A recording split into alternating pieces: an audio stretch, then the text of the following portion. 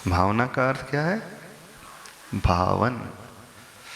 जैसे आयुर्वेद में एक अष्ट प्रहरी पीपल होता है अथवा 64 प्रहरी पीपल होता है, दवाई होती है।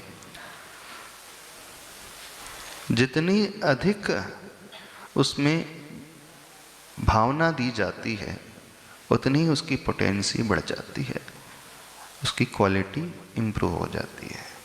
तो अष्ट प्रहरी का अर्थ होता है 8 प्रहर तक। 8 प्रहर मतलब वो एक प्रहर में हो गए 3 घंटे। तो 24 घंटे तक लगातार जो दवा घिसी जाती है तो उससे उसकी शक्ति बढ़ती है। कुछ ऐसी भी दवा होती हैं जो 64 प्रहर तक अर्थात 8 दिन तक लगातार घिसा जाता है, तो उससे उसकी क्वालिटी बहुत इम्प्रूव हो जाती है। पर आप आज वर्तमान में मिक्सर से अथवा ग्राइंडर से ग्राइंड कर लो, एकदम फाइन पाउडर बना लो, तो उसमें वो शक्ति नहीं आती। उतना समय और लगातार धीरे धीरे घिसने से वो उसमें शक्ति आती है। समझ रहे हो? आप पहले के ज़माने में चटनी बाटी जाती थी, किससे बाटी जाती? सिल से। और आज मिक्सी के। दोनों के टेस्ट में क्या अंतर रहता?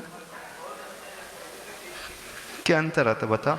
आज तो और फाइन हो जाती है, एकदम एकदम मिक्सी से एकदम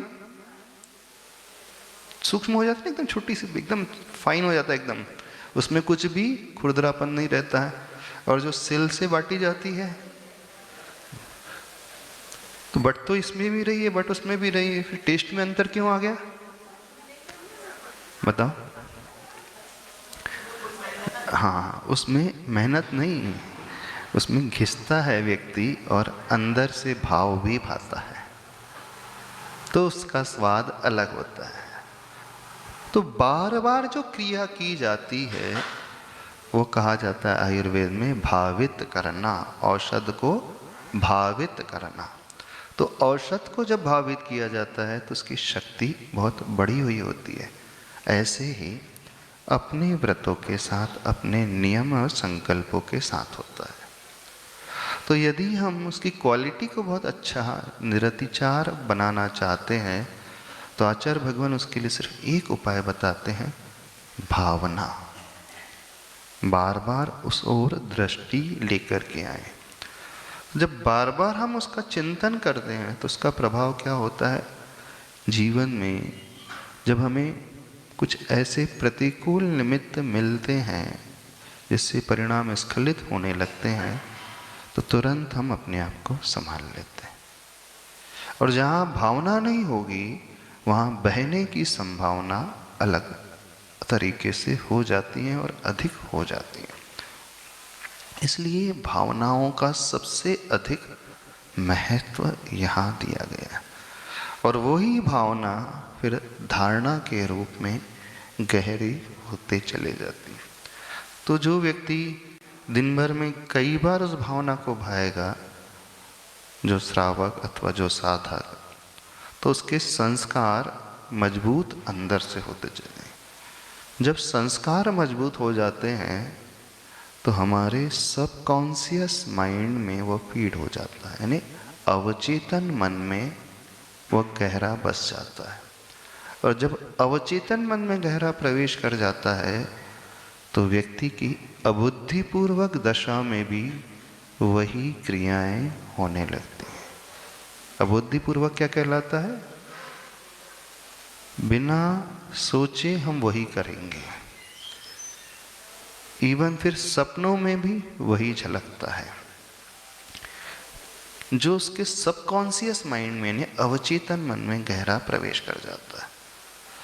अब जैसे किसी के संस्कार होते हैं अथवा कहा जाता है तकिया कलाम। तकिया कलाम क्या होता है? उसके मुख से एक शब्द निकलता है बार बार, तो वो जो शब्द निकलता है वो बुद्धिपूर्वक निकलता है कि अबुद्धिपूर्वक? सोच करके नहीं बोलता, वो इतना हैबिचुअल हो जाता है कि जब भी कुछ बोलना शुरू करेगा तो सबसे पहले वो शब्द निकलेगा अथवा वो शब्द बार बार रिपीटेडली यूज होता है। तो क्यों ऐसा हो जाता है? उससे यदि कहो कि ये शब्द का प्रयोग नहीं करना आपको, तो बोला मुझे ध्यान ही नहीं रहता कब में उसने निकल जाता है, होता है ना। तकिया कलाम में अबुद्धिपूर्वक वो स्थिति आ गई, यानी उसके अवचेतन मन में वह शब्द इतना गहरा बैठ चुका है कि बिना सोचे विचारे अपने आप वह शब्द निकल ही जाता है। तो तकिया कलाम में प्राय अच्छे शब्द नहीं निकलते, बुरे ही ज़्यादा निकलते हैं। अब भावना का क्या फल होता है?